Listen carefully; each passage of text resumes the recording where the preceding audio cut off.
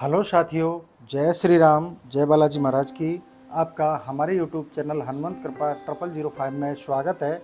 प्रतिदिन की तरह आज भी हम आपके लिए रामायण कथा का पाठ लेकर उपस्थित हुए हैं। आज हमारा वाल्मीकि रामायण में द्वितीय सर्ग हम पाठ करेंगे।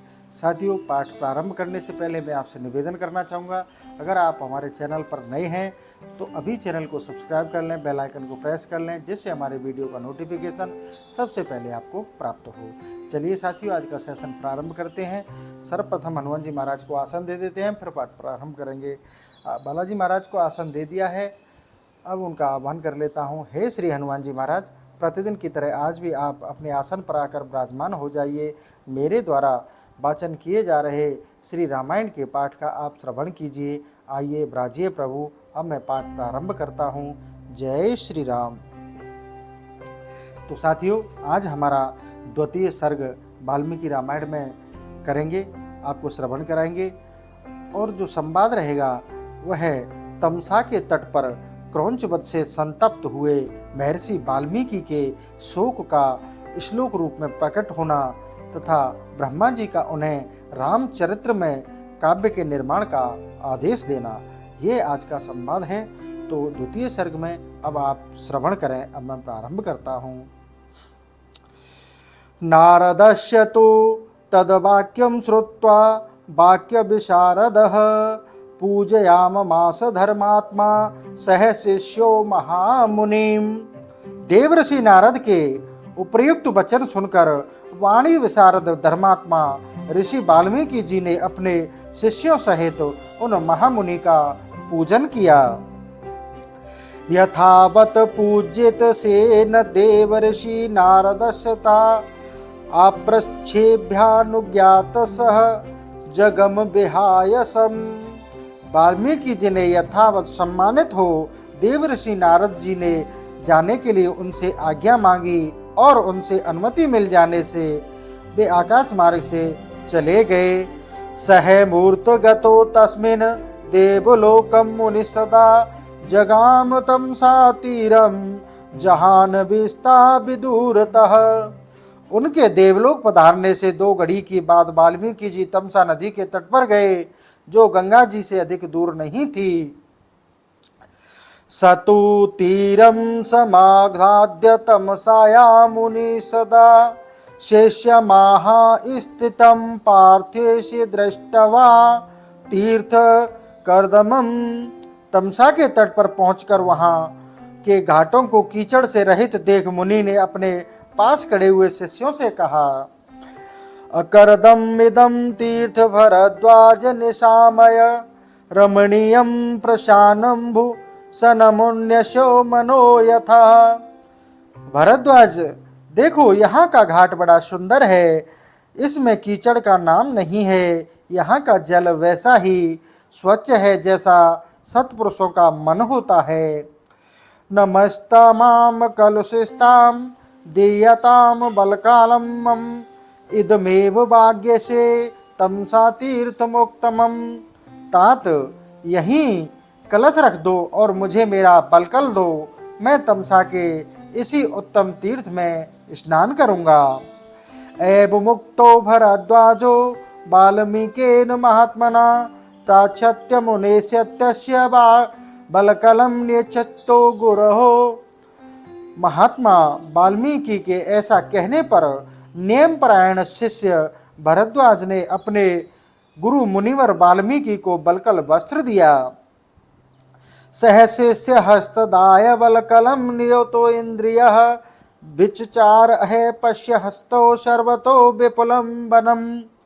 शिष्य के हाथ में बलकल लेकर वे जितेंद्रिय मुनि वहां के विशाल वन की शोभा को देखते हुए सब ओर विचरने लगे। तस्याभ्यासो तु मिथुनम चरतमन पाय पियनम ददर्श भगवंत स्त्र क्रौंच योचानुष्वनम। उनके पास ही क्रौंच पक्षियों का एक जोड़ा, जो कभी एक दूसरे से अलग नहीं होता था, विचर रहा था। वे दोनों पक्षी बड़ी मधुर बोली बोलते थे।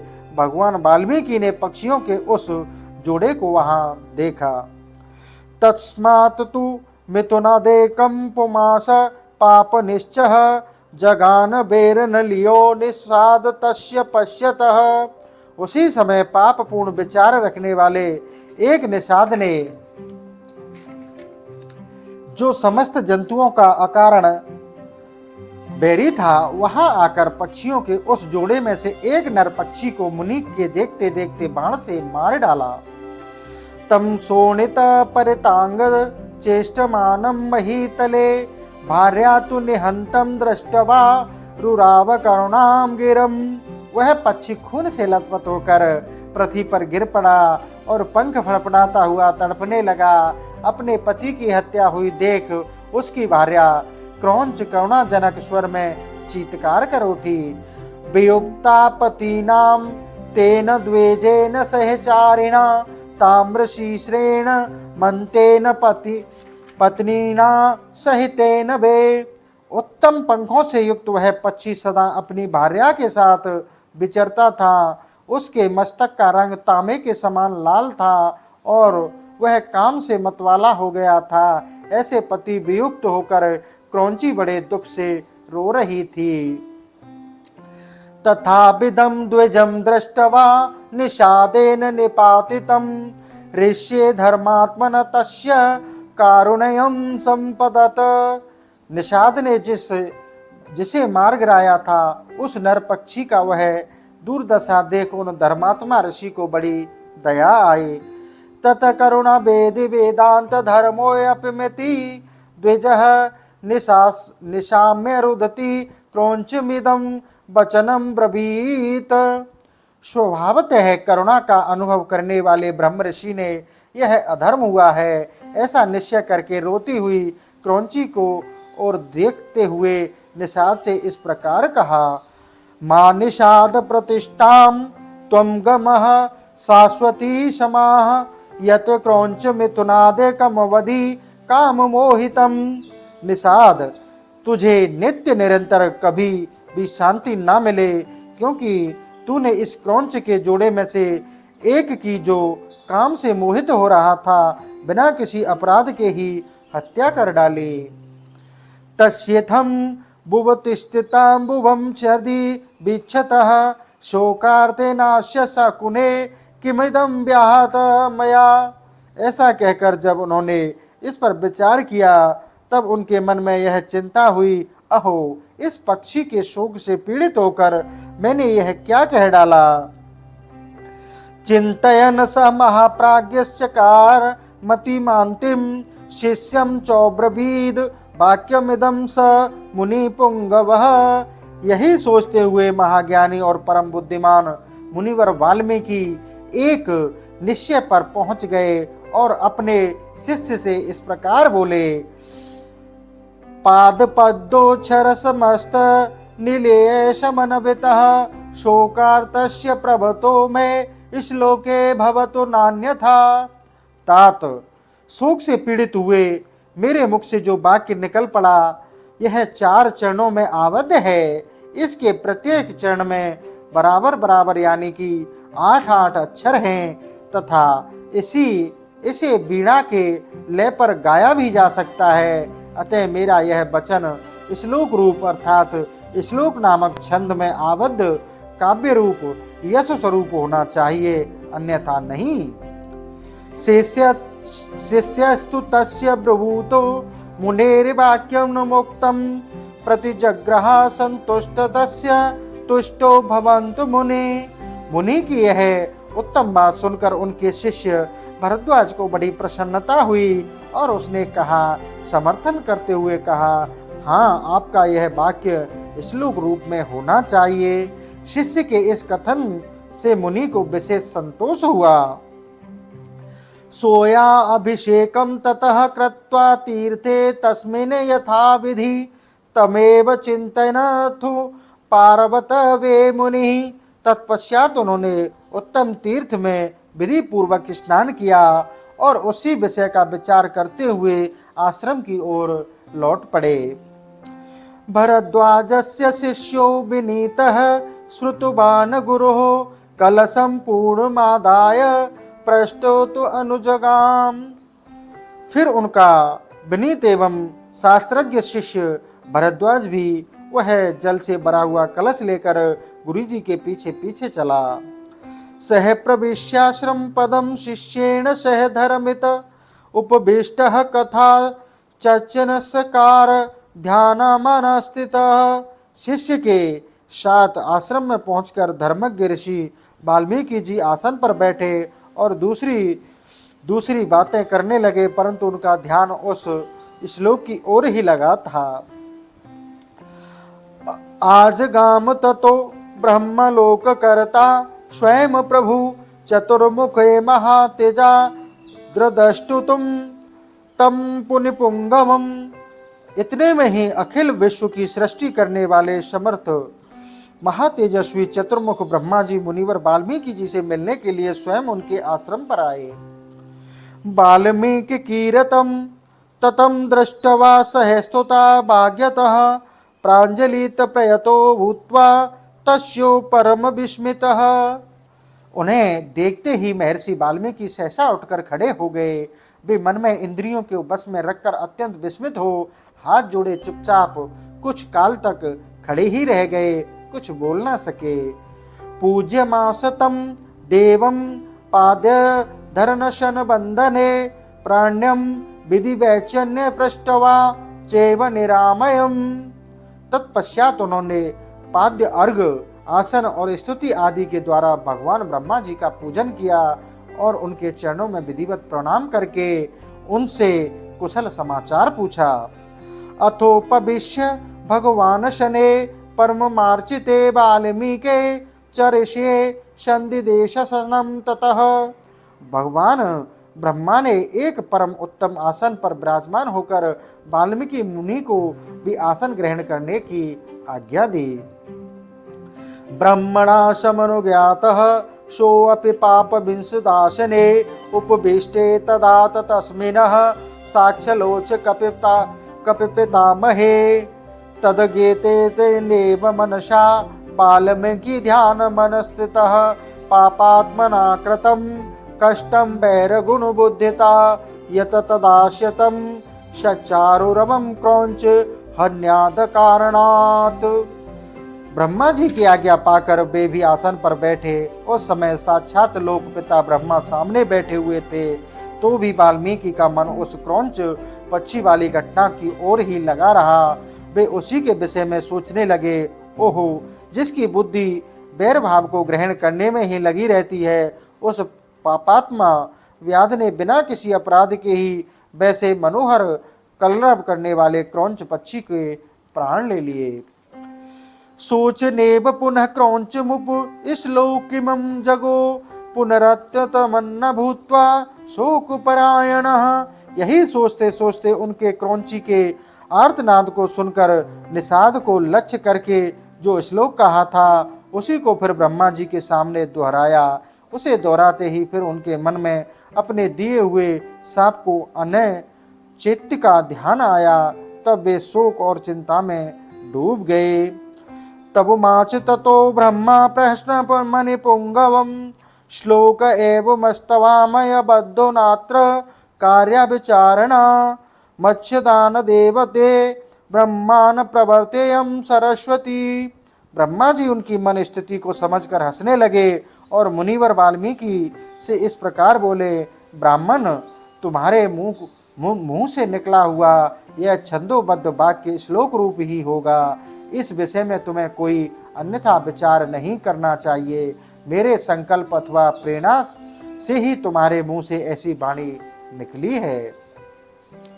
रामस्य चरितं कृतस्सन कुरु तव विश्वतं धर्मात्मने भगवतो लोके रामस्य धीमतः व्रतं कथः धीरस्य यथा ते नारदक्षत्रम। मुनि श्रेष्ठ, तुम श्री राम के संपूर्ण चरित्र का वर्णन करो। परम बुद्धिमान भगवान श्री राम संसार में सबसे बड़े धर्मात्मा और धीर पुरुष हैं। तुमने नारद जी के मुंह से जैसा सुना है उसी के अनुसार उनके चरित्र का चित्रण करो। रहस्यम च प्रकाशम च यद व्रतम तस्य धीमतः रामस्य सैसु मित्र राक्षस नाम च सर्वसः वेदहास्य चैव यद व्रतम प्रकाशम यदि वहरः तच्च पश्य विदतम सर्व विदतम ते भविष्यति। बुद्धिमान श्री राम को जो गुप्त या प्रकट वृत्तांत है तथा लक्ष्मण सीता और राक्षसों से जो संपूर्ण गुप्त या प्रकट चरित्र है वे सब अज्ञात होने पर भी तुम्हें ज्ञात हो जाएंगे। न ते बाघ नरता काव्ये काजिदत्र भविष्यति कुरु राम कथाम पुण्याम श्लोक बद्धाम मनोरमाम। इस काव्य में अंकित तुम्हारी कोई भी बात झूठी नहीं होगी, इसलिए तुम श्री रामचंद्र जी की परम पवित्र एवं मनोरम कथा श्लोकबद्ध करके लिखो। यावत स्त्ययन्ति गिरः सरितस्य महीतले तावद रामायण कथा लोकेषु प्रचर्यष्यति। इसी प्रकार पृथ्वी पर जब तक नदियों और पर्वतों की सत्ता रहेगी तब तक संसार में रामायण कथा का प्रचार होता रहेगा। यावद रामस्य च कथात्वकत्वता प्रचक्ष्यति तावदूरो मदस्य तम मल्लोकेषु निवस्यासि।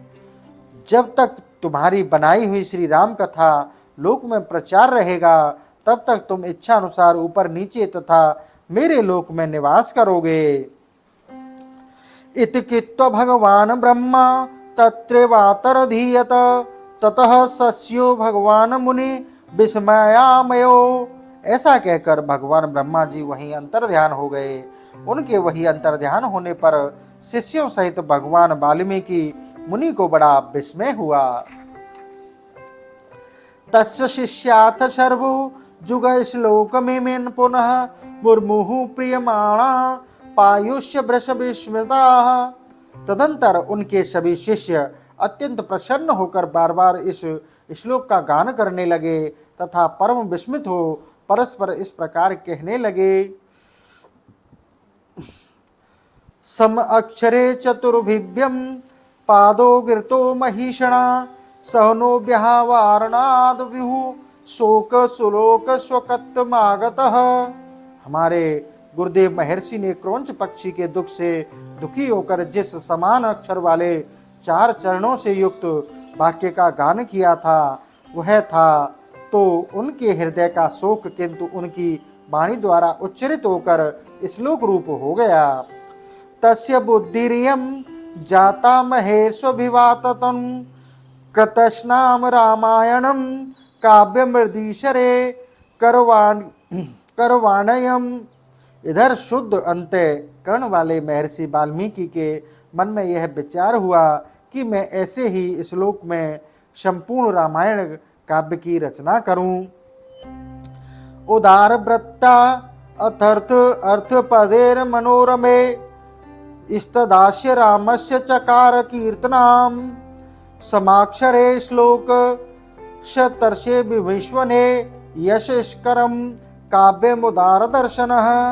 यह सोचकर उदार दृष्टि वाले उन यशस्वी महर्षि ने भगवान श्री रामचंद्र जी के चरित्र को लेकर हजारों श्लोकों से युक्त महाकाव्य की रचना की जो उनके यश को बढ़ाने वाला है। इसमें श्री राम के उदार चरित्रों का प्रतिपादन करने वाले मनोहर पदों का प्रयोग किया गया है।